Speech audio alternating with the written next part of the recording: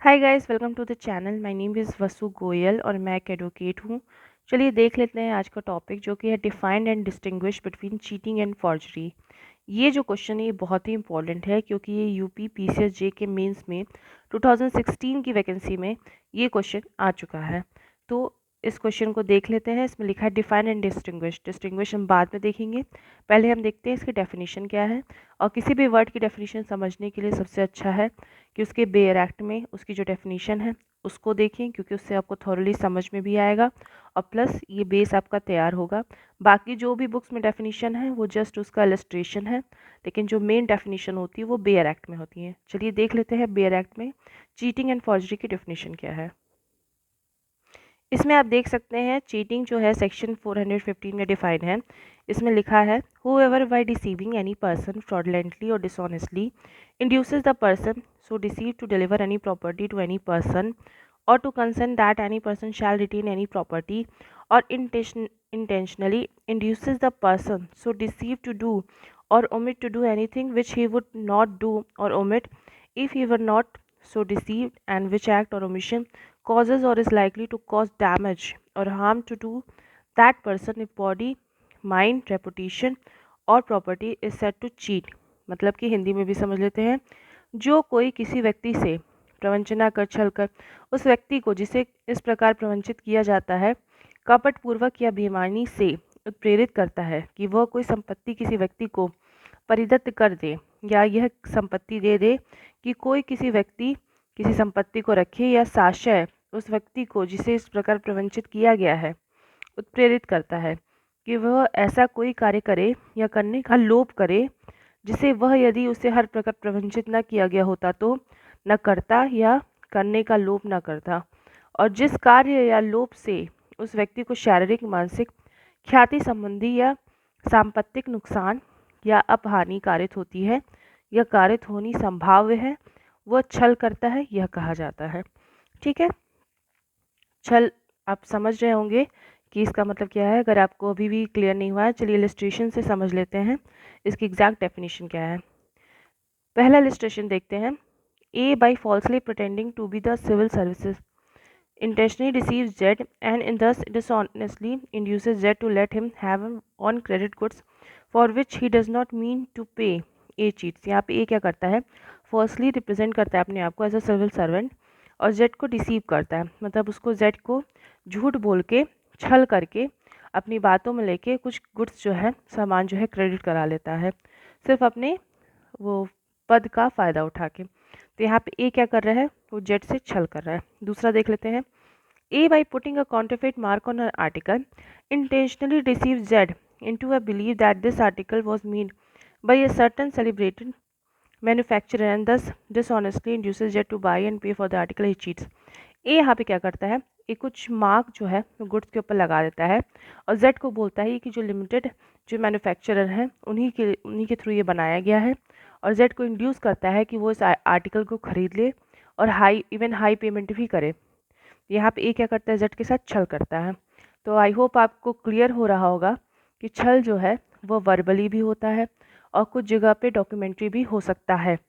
यहाँ पे false representation किसी पर्सन का भी हो सकता है, उसके पोस्ट का भी हो सकता है, कुछ भी हो सकता है। ठीक है, डिस्टिंग्विश जो है चीटिंग और फॉर्जरी के बीच में वो आगे समझेंगे। चलिए देख लेते हैं फॉर्जरी की डेफिनेशन बेयर एक्ट में। फॉर्जरी डिफाइन है सेक्शन 463 में। देख लेते हैं इसकी डेफिनेशन क्या दी हुई है बेयर एक्ट में। Whoever makes any false document or false electronic record or part of a document or electronic record with intent to cause damage or injury to the public or any person to support any claim or title to cause any person to part with the property or to enter into any express or implied contract with the intent to commit fraud or that fraud may be commits forgery। मतलब कि जो कोई किसी मिथ्या दस्तावेज या मिथ्या electronic अभिलेख या दस्तावेज या इलेक्ट्रॉनिक अभिलेख के किसी विभाग को इस आशय से रचता है कि लोग को या किसी व्यक्ति को नुकसान या क्षति कारित की जाए या किसी दावे या हक का समर्थन किया जाए, या यह कारित किया जाए कि कोई व्यक्ति संपत्ति अलग करे या कोई अभिव्यक्त या विवक्षित संविदा करे, या इस आशय से रचता है कि कपट करे या कपट किया जा सके, वह कूट रचना होती है। ठीक है, चलिए इसमें देख लेते हैं कि इसमें बेसिक एलिमेंट दिया है फॉर्जरी के, क्या क्या है। The making of a false document और पार्ट ऑफ इट, मतलब किसी भी डॉक्यूमेंट को बनाने के लिए या उसके पार्ट को बनाने के लिए। Such making should be such intention as it is specified in this section, जैसे कि डैमेज करने के लिए, इंजरी करने के लिए, किसी पब्लिक को, पर्सन को, कोई क्लेम या टाइटल के लिए, किसी पर्सन को प्रॉपर्टी के पार्ट के लिए फॉर्ज करना, या कि to cause any person to enter into an express और इम्प्लाइड कॉन्ट्रैक्ट, कि वो किसी कॉन्ट्रैक्ट में आ जाए, ठीक है। टू कमिट फ्रॉड और दैट फ्रॉड में बी कमिटेड, इस तरह का फ्रॉड करना या किया जाना। तो आइए समझ लेते हैं इन दोनों के बीच के डिफरेंस को। पहला पॉइंट देख लेते हैं चीटिंग का, जो कि है cheating is explain in section 415 to 420 in IPC. Indian penal code के सेक्शन 415 से 420 तक में चीटिंग डिफाइन है, जबकि फॉर्जरी डिफाइंड है 463 से लेकर 477, 463 टू 477 इन आईपीसी। ठीक है, पहला पॉइंट क्लियर है। दूसरा देखते हैं, चीटिंग में B caused by oral statement और थ्रू डॉक्यूमेंट। चीटिंग दो तरह से हो सकती है, ओरल स्टेटमेंट और डॉक्यूमेंट से, जबकि फॉर्जरी क्या है, सिर्फ डॉक्यूमेंट से होती है, जैसा कि आप डेफिनेशन में भी देख चुके हैं। थर्ड पॉइंट है, the wrong doer deceives a person and obtain property और एनी अदर प्रॉफिट। जो रॉन्ग डूअर होता है, जो गलत करने वाला, जो चीट करने वाला पर्सन होता है, वो डिसीव करता है किसी पर्सन को प्रॉपर्टी पाने के लिए या अदर प्रॉफिट पाने के लिए।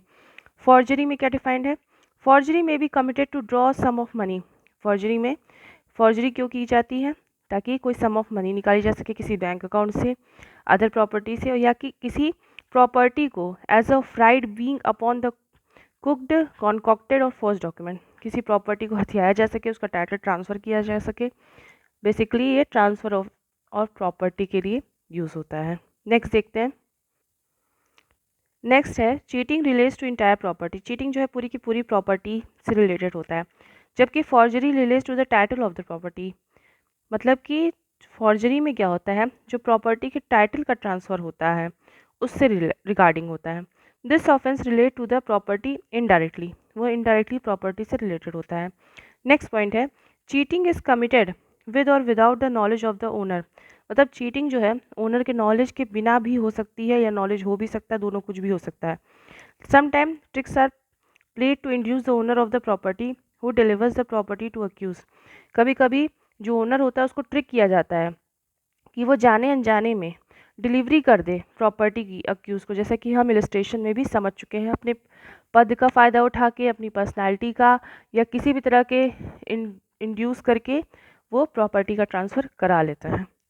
फॉर्जरी को देख लेते क्या है। Forgery is committed without the knowledge of the owner of the property. लेकिन जब फॉर्जरी होती है तो ओनर को नॉलेज नहीं होती है कि वो किसी ट्रैप में फंस रहा है। ये बहुत ही चालाकी से किया गया कार्य होता है और ये डॉक्यूमेंटेड होता है। नेक्स्ट पॉइंट है, the cheating is an offence relating to the offence against property explain in chapter 17। ये आईपीसी के चैप्टर 17 में जो टॉपिक है ऑफेंस अगेंस्ट प्रॉपर्टी उसमें डिफाइंड है, जबकि फॉर्जरी जो है चैप्टर 18 में डिफाइंड है। उसका टॉपिक क्या है, offence relating to documents and to property marks. ठीक है, लास्ट पॉइंट देख लेते हैं। By the offense, the accused may cause damage or harm to the person in body, mind, reputation or property. इस ऑफेंस से क्या होता है, जो अक्यूज होता है वो डैमेज कर सकता है और हार्म कर सकता है पर्सन को। किन तरीकों से, उसकी बॉडी में हार्म, उसके माइंड में हार्म, उसके रेपुटेशन में, उसकी प्रॉपर्टी में हार्म। जबकि फॉर्जरी में क्या होता है, by forgery the accused can cause damage और harm to the title deeds and property only. जबकि फॉर्जरी में क्या होता है, जो हार्म होता है मेनली प्रॉपर्टी के टाइटल और प्रॉपर्टी में ही होता है। इसमें कोई पर्सन इन्वॉल्व नहीं होते, या उसकी फीलिंग, इमोशन, रेपुटेशन या उसकी मेंटल स्टेट नहीं इन्वॉल्व होते। इसमें सिंपली प्रॉपर्टी इन्वॉल्व है। आई होप आपको आज का लेक्चर क्लियर हुआ होगा। So thank you.